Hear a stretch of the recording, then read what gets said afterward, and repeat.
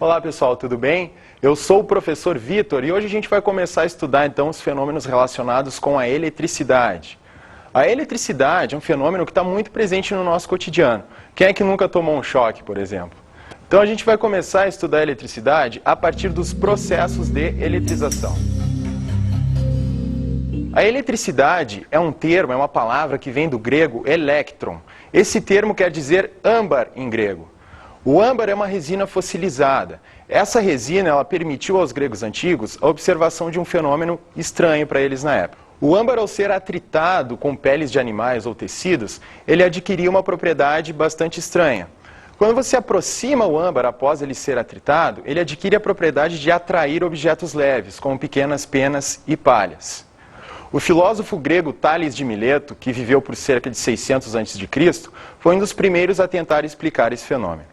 O primeiro processo de eletrização que a gente vai ver então agora é o processo de eletrização por atrito. E como o nome está dizendo, ele consiste basicamente de atritar dois corpos um contra o outro, ou seja, esfregar duas substâncias. Então o que a gente vai fazer aqui agora é esfregar uma caneta numa toalha de papel e depois aproximar de pequenos objetos leves, que são papeizinhos que estão picados ali em cima, e o que a gente tem que observar é a atração entre a caneta e esses papéis. Então vamos ver se isso vai acontecer. Então o que a gente faz é dar uma atritada aqui, ó, com essa toalha de papel na caneta, e depois então a gente aproxima dos papéis pequenos. Vamos ver se vai dar certo.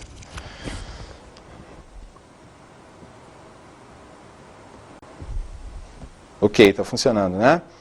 Então, pessoal, isso acontece devido a uma propriedade da matéria que é a carga elétrica. A carga elétrica ela é uma propriedade das partículas que constituem o átomo. O átomo ele é constituído basicamente de um núcleo e de uma eletrosfera. No núcleo nós temos os prótons e os nêutrons, e na eletrosfera nós temos os elétrons. Os elétrons são portadores de carga elétrica negativa. Os prótons têm carga elétrica positiva e os nêutrons não possuem carga. De maneira geral, o que acontece num átomo é que ele apresenta números de prótons igual ao número de elétrons. Portanto, ele possui uma carga positiva igual à carga negativa. Então, o que a gente vai estudar agora são os objetos carregados e neutros, e isso depende, então, da quantidade de carga elétrica que esse corpo apresenta. Bom, como eu havia falado anteriormente, de maneira geral, os átomos eles apresentam um número de prótons igual ao número de elétrons. Portanto, a carga positiva é igual à negativa. Então, isso é o que a gente chama de corpos neutros eletricamente. Quando um corpo apresenta número de cargas positivas diferente do número de cargas negativas, nós temos então os corpos carregados eletricamente. Dessa forma, um corpo neutro então apresenta número de cargas positivas igual ao número de cargas negativas. Se por algum processo esse corpo alterar essa igualdade de cargas, ele vai se tornar então um corpo carregado eletricamente. Se um corpo perdeu em algum processo uma certa quantidade de elétrons, ele fica carregado positivo, pois sobram prótons em relação ao número de elétrons. Se em algum processo esse corpo recebeu elétrons, então ele vai ficar com um excesso de elétrons, ou seja, um excesso de cargas negativas. Então, resumindo, se um corpo em um determinado processo de eletrização perdeu uma certa quantidade de elétrons, ele fica com um excesso de prótons, fica carregado positivo. Se o corpo em algum processo recebeu elétrons, ele fica com um excesso de cargas negativas, então carregado negativamente.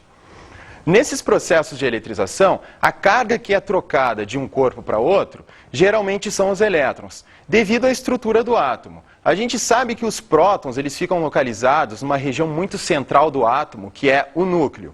O núcleo ele fica muito isolado no centro do átomo, e o que nós temos em volta então é a eletrosfera, que é uma região muito grande constituída por elétrons. Então, em qualquer processo de trocas de cargas, a moeda de troca sempre são os elétrons. Ou o corpo perde elétrons, ou os recebe. Então, baseado nisso, a gente pode tentar entender o que está acontecendo no processo de eletrização da caneta com o papel. Vocês imaginem aquele processo acontecendo, o papel esfregando na caneta. Então, o que a gente tem ali são eletrosferas, ou seja, são átomos sendo esfregados com átomos. Nesse processo de um ser esfregado no outro, o que pode acontecer é de um corpo roubar elétrons do outro, então ele vai ficar carregado negativamente, e aquele que perdeu esses elétrons fica carregado positivo. Ou seja, naquele processo de eletrização então da caneta com o papel, a gente tem um objeto roubando elétrons do outro. Um fica carregado positivo e o outro fica carregado negativamente. Então agora a gente vai ver a lei de Dufay da eletricidade. Essa lei, ela diz que corpos carregados com sinais contrários se atraem e corpos carregados com sinais iguais se repelem. Ou seja, dentro da eletricidade, então, o que nós temos com relação à carga elétrica é que os diferentes, os opostos, se atraem e os iguais se repelem. Então, se a gente for tentar entender o que está acontecendo naquele nosso processo de eletrização do papel com a caneta, é basicamente isso. O que está acontecendo é uma troca de cargas entre a caneta e o papel, um está arrancando elétrons do outro. Então, a gente pode imaginar, por exemplo, que a nossa caneta perdeu elétrons e ficou carregada positivamente. Ao aproximar essa caneta carregada positiva dos papéis que estão neutros, o que acontece é que essa caneta carregada positiva, ela vai atrair as cargas negativas daqueles papeizinhos, fazendo então com que eles sejam atraídos pela caneta. Então o segundo processo de eletrização que a gente vai ver agora é o processo de eletrização por contato. Antes da gente entender o processo de eletrização por contato, a gente precisa então analisar uma diferença básica que existe entre os materiais, que é o fato deles serem condutores ou isolantes de eletricidade. Os corpos que são condutores de eletricidade, a propriedade que eles apresentam é cargas livres que podem se movimentar na sua superfície. Já os corpos que são isolantes, eles não apresentam essas cargas livres. Mas o que são essas cargas livres, basicamente? Bom, isso vai depender do tipo, da espécie de material que a gente estiver falando. Se o condutor ele for um condutor sólido, ou seja, um condutor metálico, as cargas livres que ele vai apresentar para se movimentarem na sua superfície são elétrons. Aí nós podemos ter diferentes tipos de condutores, condutores líquidos, gasosos, que aí são condutores iônicos. São íons que se movimentam, então, nesse material. Você pode ter uns positivos ou negativos, então, conduzindo a eletricidade dentro desses materiais, ao contrário do que acontece nos isolantes, que eles não conduzem, então, a eletricidade por não possuírem essas cargas livres. Então, antes ainda da gente entrar especificamente na eletrização por contato, a gente vai ver um princípio muito importante que existe dentro da eletricidade, que é o princípio da conservação de carga elétrica. Então, para a gente entender o princípio da conservação de carga elétrica, a gente vai resolver um exemplo aqui. Vamos imaginar o seguinte, pessoal, dois corpos, dois objetos que apresentam cargas elétricas. A carga elétrica de um determinado corpo 1, inicialmente, tem um valor numérico que a gente vai atribuir assim, genericamente como sendo Q1. O corpo 2 apresenta uma quantidade de carga inicial que a gente vai chamar de Q2, genericamente. Então imaginemos que por algum processo, esses valores de carga sejam trocados entre esses corpos. Esses corpos isolados, os dois isolados, sem entrar um outro terceiro corpo na jogada, esses caras troquem, então mudem seus valores de cargas. Atingindo então no final o corpo 1, passando de uma carga Q1 para uma carga Q1'. E o corpo Q2 passando para uma quantidade de carga Q2'.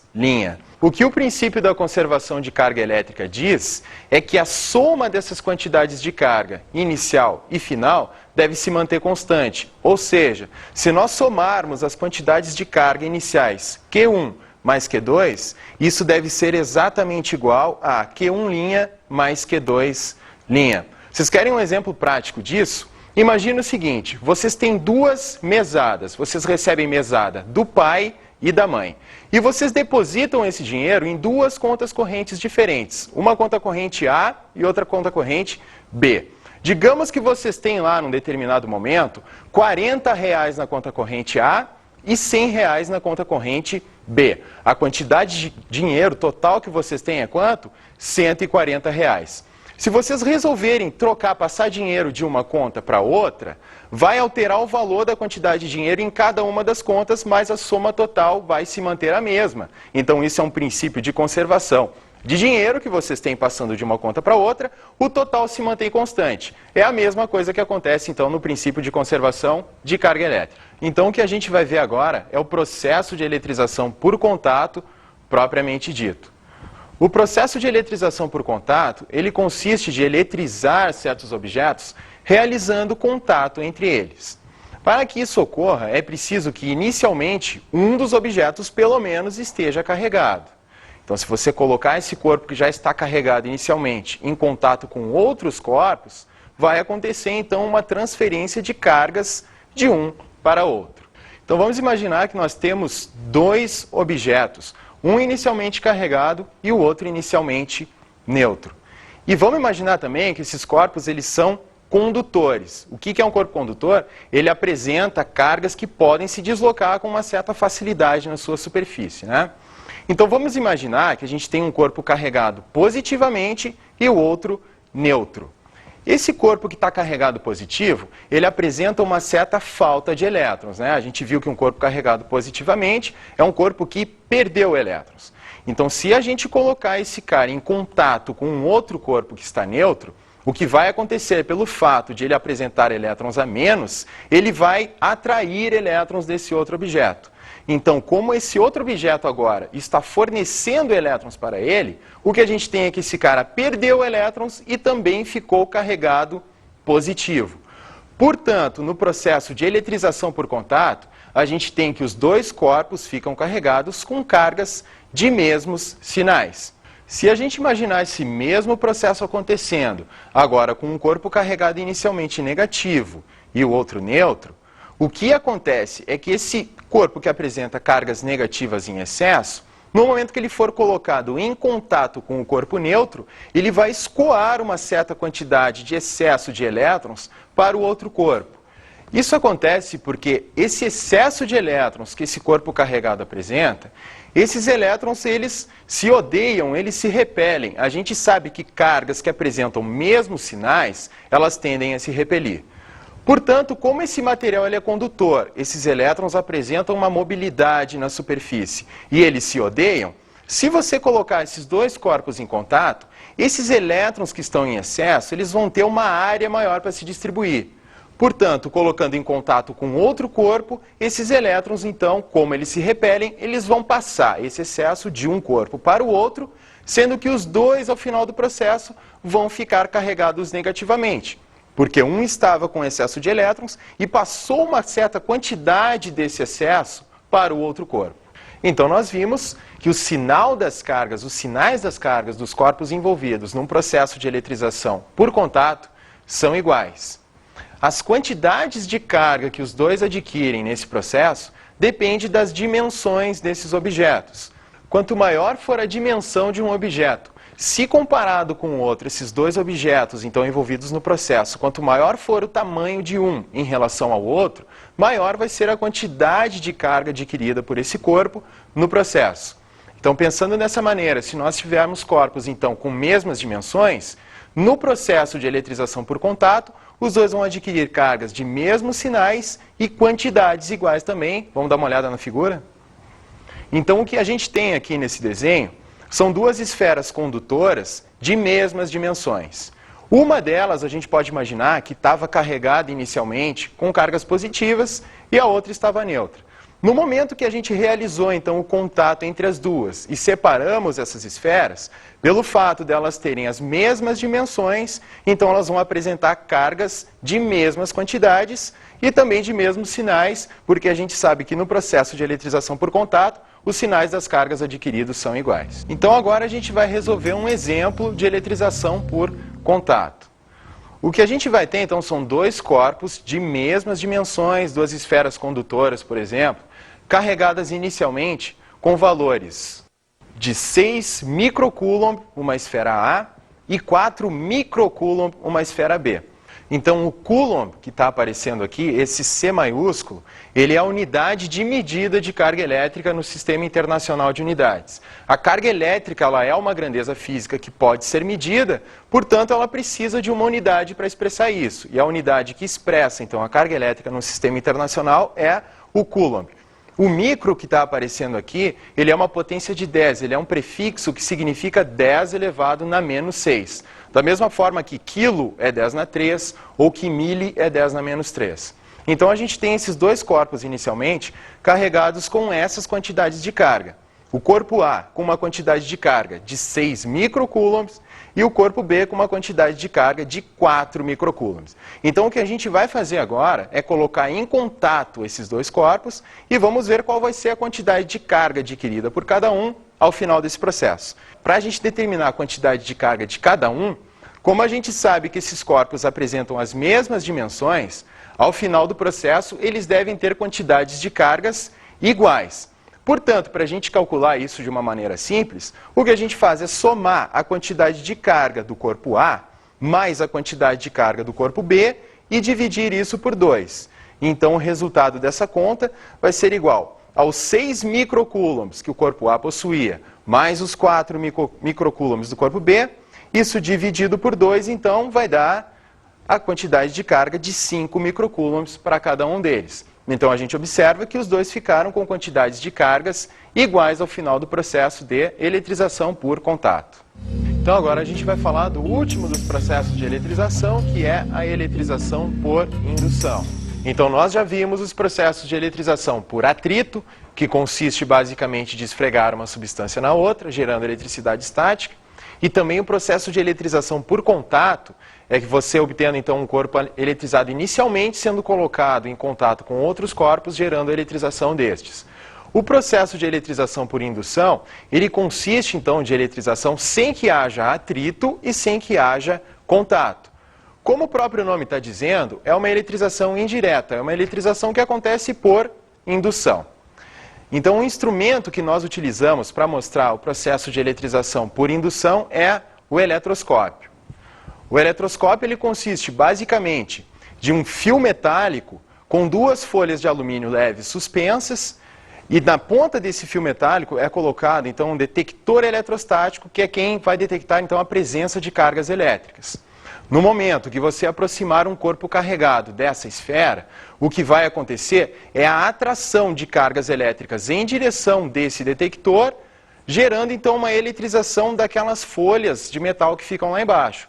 Pelo fato delas se carregarem com cargas de mesmo sinal, então elas vão se afastar uma da outra. Um exemplo prático de um eletroscópio, que é fácil de construir em casa, é esse que nós possuímos aqui.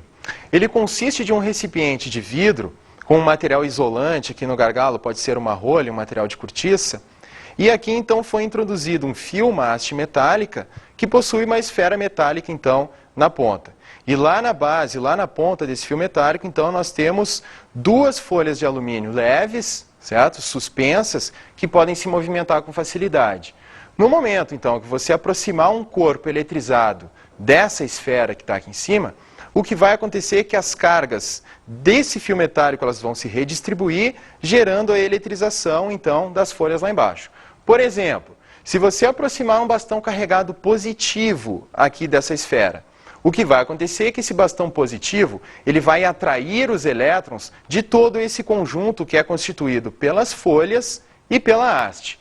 Então, os elétrons que vocês têm sendo atraídos lá das suas folhas de alumínio, eles vão subir em direção aqui à esfera, portanto, como tem cargas elétricas faltando naquelas folhas, elas ficam carregadas positivamente e se afastam. Então, vamos ver como é que isso acontece na prática? Bom, o que a gente pode fazer é eletrizar a nossa caneta, novamente, a partir daquele processo de eletrização por atrito, né? O que a gente faz é esfregar a caneta no papel, gerando cargas elétricas então na caneta, e depois a gente aproxima ela aqui do nosso eletroscópio para ver se vai acontecer então um afastamento entre as folhas de alumínio. Então vamos tentar, vamos ver como é que... Bom, então a gente eletriza aqui a nossa caneta com o papel, e agora a gente vai aproximar aqui então da esfera do nosso eletroscópio para ver se vai acontecer realmente o afastamento entre as folhas de alumínio lá embaixo. Então vamos dar uma olhada, não pode encostar.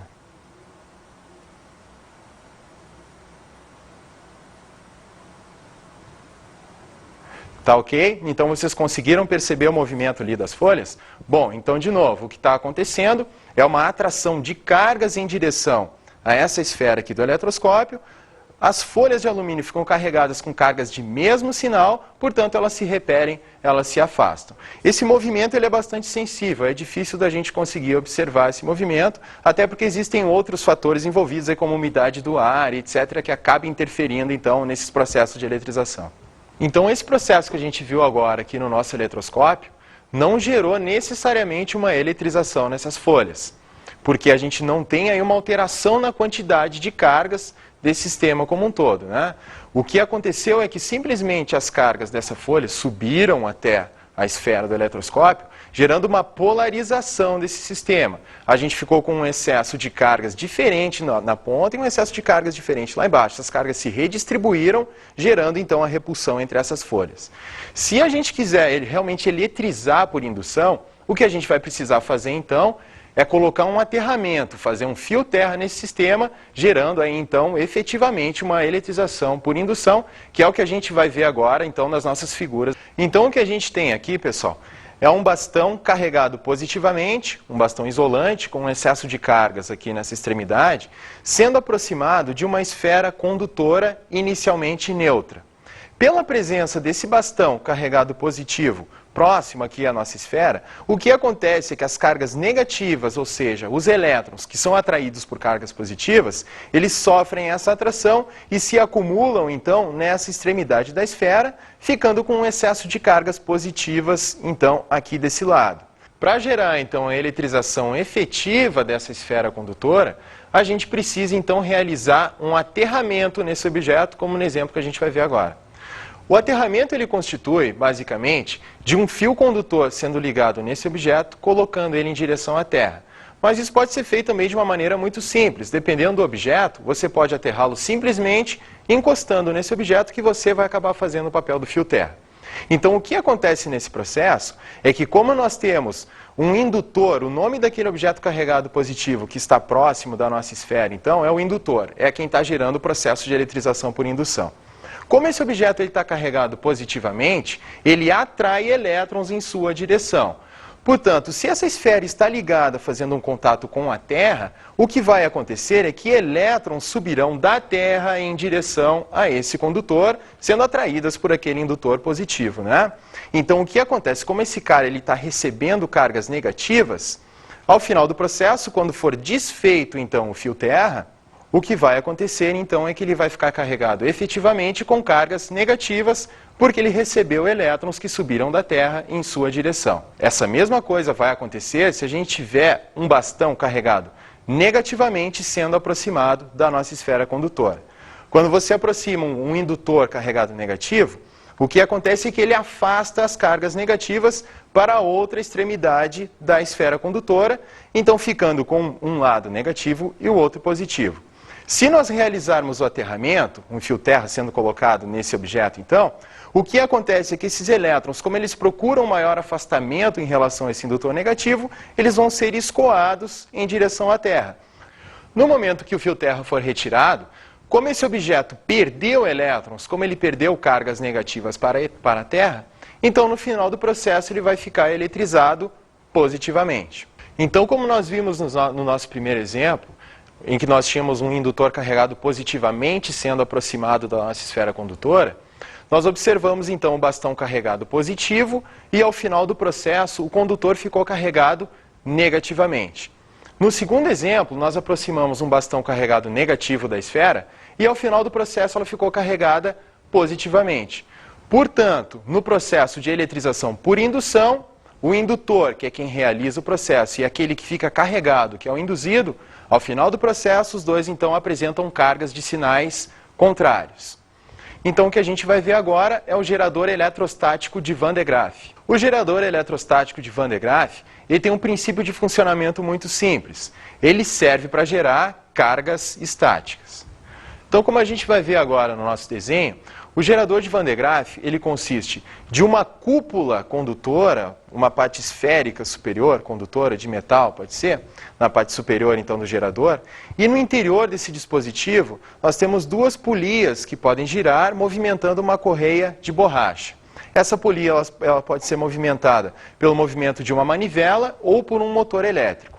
Então, o que está acontecendo nesse processo é que enquanto essa polia está girando, ela faz com que a correia de borracha sofra eletrização.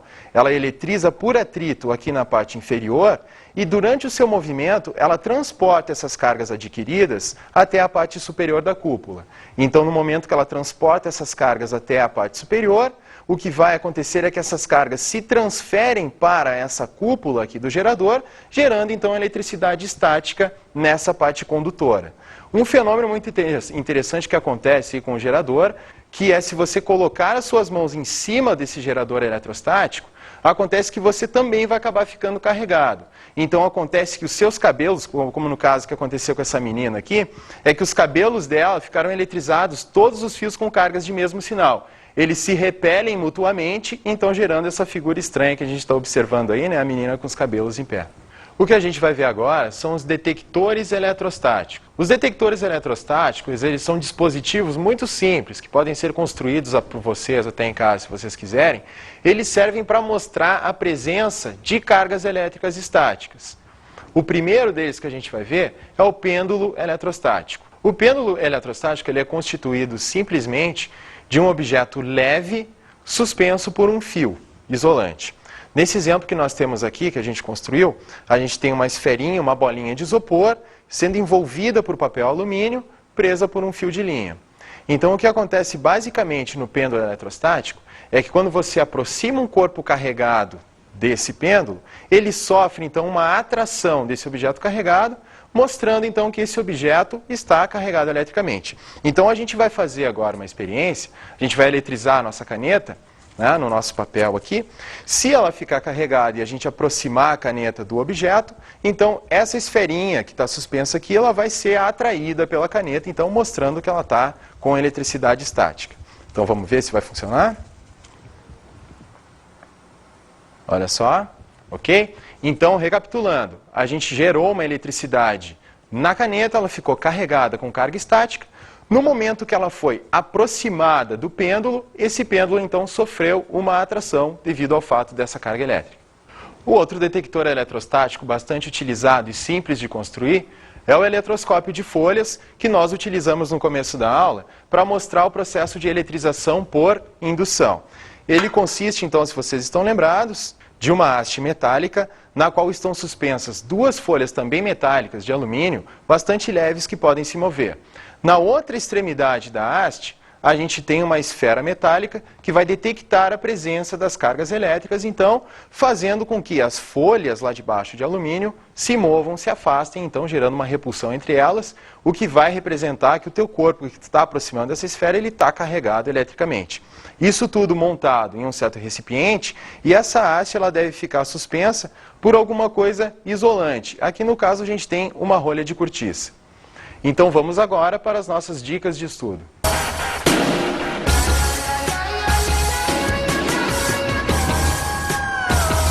Os fenômenos da eletricidade, eles são muito interessantes. Um fenômeno que vocês podem observar, muito fácil de vocês fazerem em casa, para observar o fenômeno da eletrização, é o seguinte: vocês podem pegar um material plástico, pode ser uma caneta, pode ser um canudinho de refrigerante, até mesmo um pente, e vocês geram eletrização por atrito nesse objeto. Vocês podem pegar ele e eletrizá-lo em algum pedaço de pano ou de papel, e depois, com esse objeto eletrizado, vocês aproximem de um filete de água muito fino que escorre de uma torneira. Vocês vão observar um fenômeno bastante interessante que vai acontecer ali, e depois também vocês têm que tentar explicar o porquê que esse fenômeno aconteceu, baseado no que a gente viu então na aula de hoje. E outra coisa que seria muito importante também para vocês fixarem os conceitos, os conteúdos que foram passados nessa aula, é vocês realizarem os exercícios que vocês têm no seu material didático. Espero que vocês tenham gostado da aula. Até a próxima.